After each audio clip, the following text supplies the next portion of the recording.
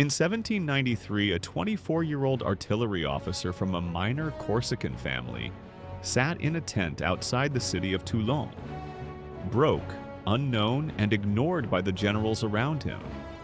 5 years later, he was the most powerful man in France. 15 years after that, he controlled an empire that stretched from Portugal to Poland. This is not a story about luck. It is not a story about birthright or inherited wealth or being in the right place at the right time. This is a story about a man who understood something that most people never grasp in their entire lives. Power is not taken. It is architected. His name was Napoleon Bonaparte. And what he built in less than 2 decades from nothing remains the most breathtaking demonstration of strategic ambition in modern history.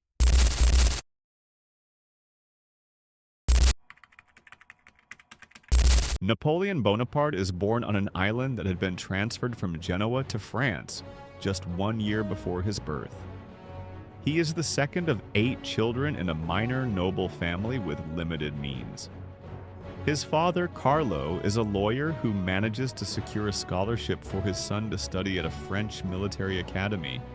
Napoleon arrives in France speaking with a heavy Corsican accent, in ill-fitting clothes among boys from far wealthier families. He is mocked, he is dismissed, he is an outsider in every sense of the word. And so he does the only thing available to an outsider with nothing but intelligence and ambition.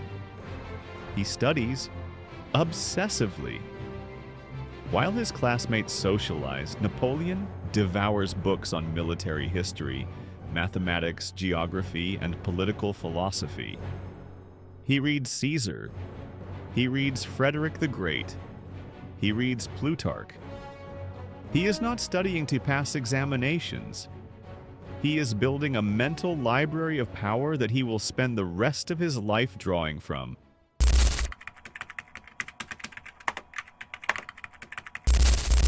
In 1789, the French Revolution erupts, and with it, the entire social order collapses. The aristocracy that once blocked Napoleon's path to advancement disappears overnight.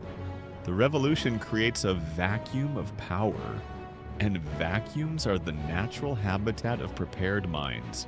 Napoleon's moment arrives at Toulon in 1793.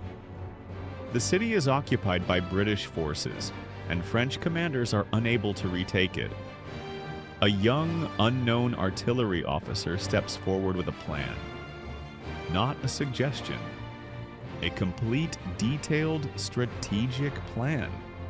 Positions, angles, timing, objectives. The plan works. Toulon falls. Napoleon is promoted to brigadier general at 24 years old. He has just demonstrated the most important lesson of his career, and one of the most important lessons in the study of power. The person with the best plan wins the room.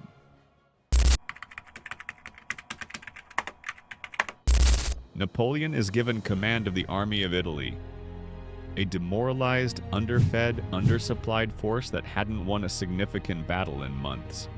He arrives and does something no general before him had done in that form. He speaks to his soldiers directly, not through intermediaries, not through proclamations read by officers. He walks among them, addresses them by name, and looks them in the eye. Soldiers, you are hungry and naked. The government owes you much but can give you nothing. Your patience, your courage, do you honor but give you neither glory nor profit. I will lead you into the most fertile plains in the world. Rich provinces, great cities will be in your power. You will find their honor, glory, and riches. Within weeks, this broken army is winning battles across northern Italy.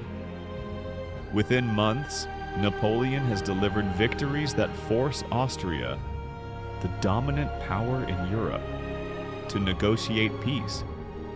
He is 27 years old, and France has found its hero.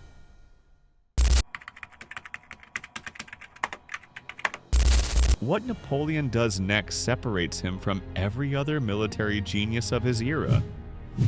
He doesn't just win battles, he builds systems.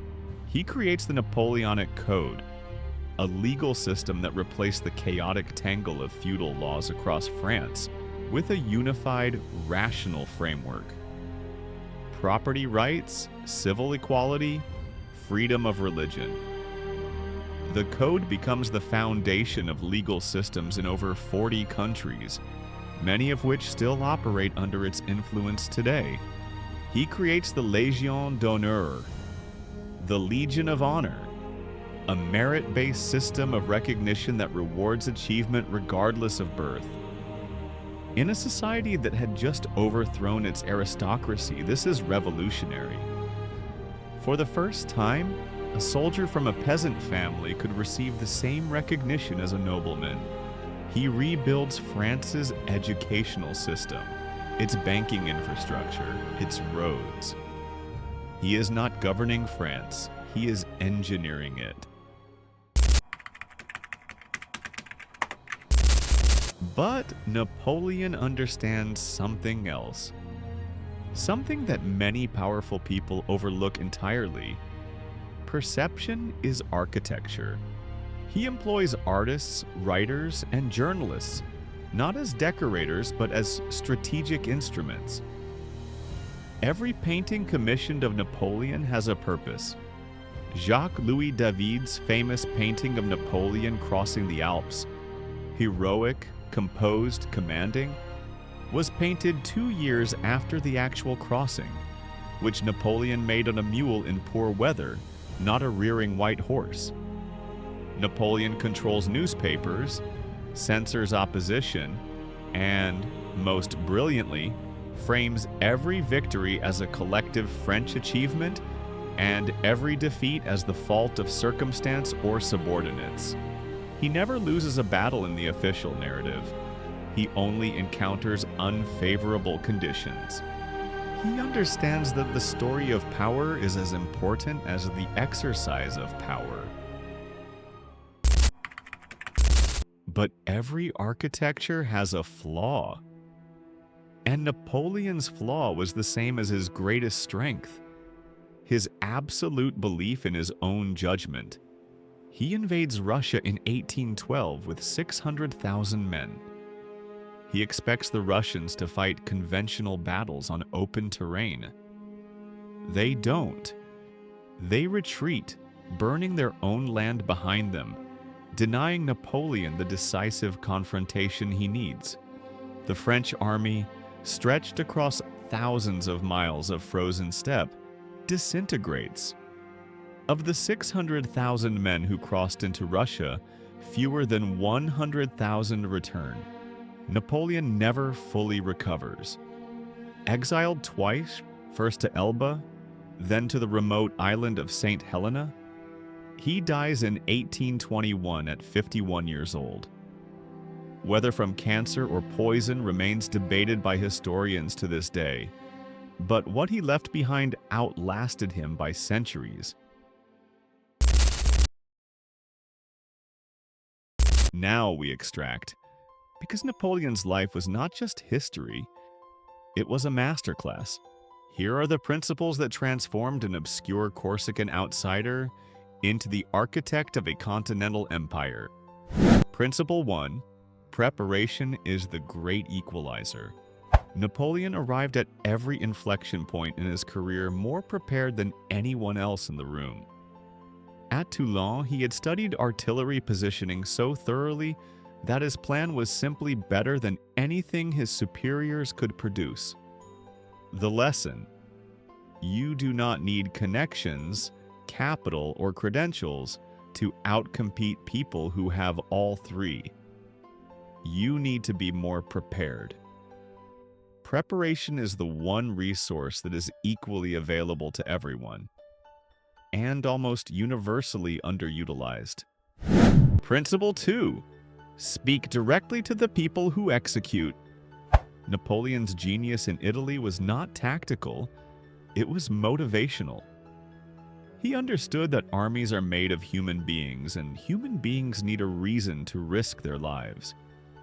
He gave his soldiers a vision, not abstract patriotism, but concrete personal benefit.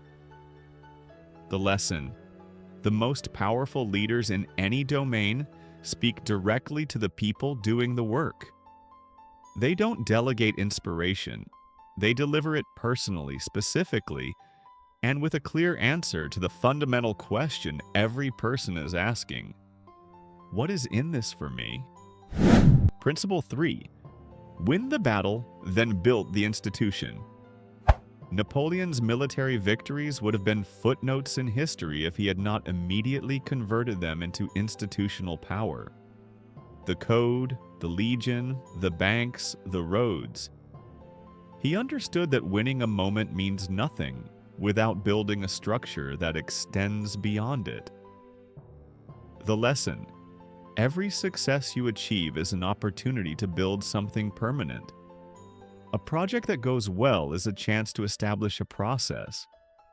A relationship that opens a door is an opportunity to build a network. The difference between people who accumulate wins and people who build legacies is whether they convert their victories into systems. Principle 4. Control your narrative. Napoleon's management of his own image was as sophisticated as any modern media operation. He understood that the story of what you do is as strategically important as what you actually do. The lesson: in an age of social media, personal branding, and instant information, narrative control is not vanity, it is infrastructure. The most capable person in a room who allows others to define them will always lose to a less capable person who controls their own story. Decide how you want to be seen. Build that image deliberately and consistently. Principle 5. Know the limits of your own judgment. Napoleon's greatest strength, his absolute conviction in his own strategic vision, became his fatal flaw when that vision disconnected from reality.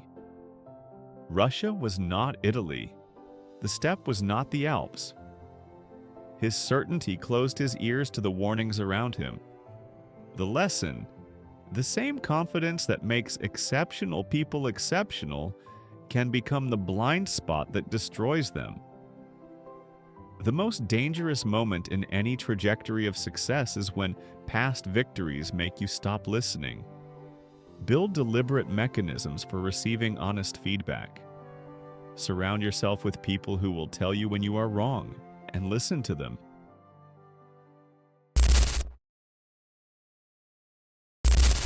Napoleon Bonaparte was not a perfect man. He was authoritarian, vain, and ultimately undone by the very qualities that had made him great. But his rise, from obscure outsider to continental emperor in less than 20 years, remains one of the most studied, most analyzed, and most instructive trajectories in the history of human ambition.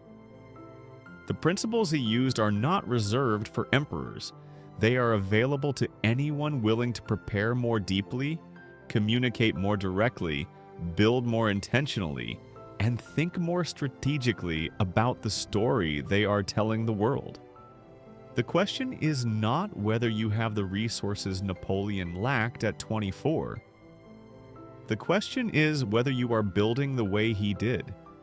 If this changed how you think about ambition and power, subscribe to Sovereign Wealth. Every week we study the people who shaped history to extract what you can use today. We'll see you next time.